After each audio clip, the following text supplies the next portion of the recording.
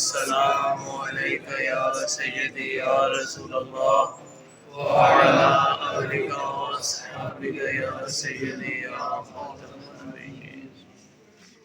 حضرات محترم، کل فطرانے کے کچھ اہم مسائل احکام بیان ہوئے تھے، تو آج انشاءاللہ عید کی نماز کا جو طریقہ کار ہے اور جو چند ضروری باتیں ہیں وہ انشاءاللہ بیان ہوں گی۔ تو عید کی نماز جو ہے وہ سن 2 ہجری میں جب روزے فرض کیے گئے تو نبی کریم صلی اللہ علیہ وآلہ وسلم نے پہلی بار پڑھائی تھی سن 2 ہجری میں۔ تو اسی سال ہی پھر عید الاضحیٰ کی نماز بھی پڑھی گئی تھی۔ عید کی نماز کا طریقہ جو ہے، پہلے تو یہ سمجھ لیں کہ عید کی نماز ہے کیا۔ عید کی نماز پڑھنا واجب ہے اور یہ ہر اس بندے پہ فرض ہے جس پہ جمعے کی نماز فرض ہے، یعنی عاقل ہو، بالغ ہو، جو جمعہ جس پر پڑھنا ضروری ہے وہ عید کی نماز بھی پڑھے گا۔ عید کی نماز کا طریقہ انشاءاللہ عید والے دن بھی بیان ہوگا۔ آج بھی ایک مرتبہ سماعت فرما لیں تاکہ ہو جائے آپ کے ذہن میں۔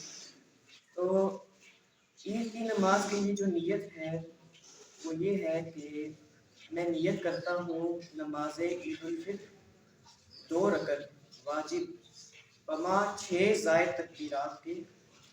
اس کے آگے پھر جو عام ہم نماز میں کرتے ہیں کہ منہ میرا قبلہ کی طرف اور پیچھے امام کے، تو 6 زائد تکبیرات کے۔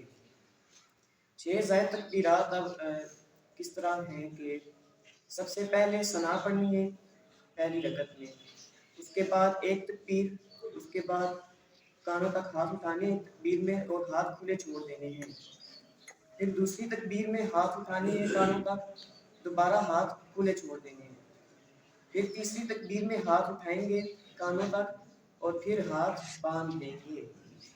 یہاں پر ایک اور مسئلہ بھی سماعت فرما لیں کہ جو طریقہ ہے تکبیر کا یا جو اصول کہہ لیں اس کو، کہ جب بھی تکبیر کے بعد کچھ پڑھنا ہو تو ہاتھ باندھ دیں گے، اگر کچھ نہیں پڑھنا تو ہاتھ نہیں باندھیں گے۔ جس طرح نماز جنازہ میں کچھ لوگ غلطی کرتے ہیں، آخری تکبیر میں جب سلام پھیرنا ہوتا ہے تو وہ آخری تکبیر میں کانوں تک ہاتھ اٹھاتے ہیں، اس کے بعد ہاتھ باندھ لیتے ہیں، تو یہ طریقہ غلط ہے۔ آخری تکبیر میں نماز جنازہ میں ہاتھ کانوں تک اٹھانے ہیں، اس کے بعد ہاتھ کھلے چھوڑ دینے ہیں اور پھر سلام پھیرنا ہے۔ تو واپس آتے ہیں عید کی نماز کی طرف۔ تو پہلی رکعت اس طرح، تیسری تکبیر کے بعد ہاتھ باندھ لینے ہیں اور پھر امام صاحب قرات کریں گے اور رکوع سجود اسی طرح ہی۔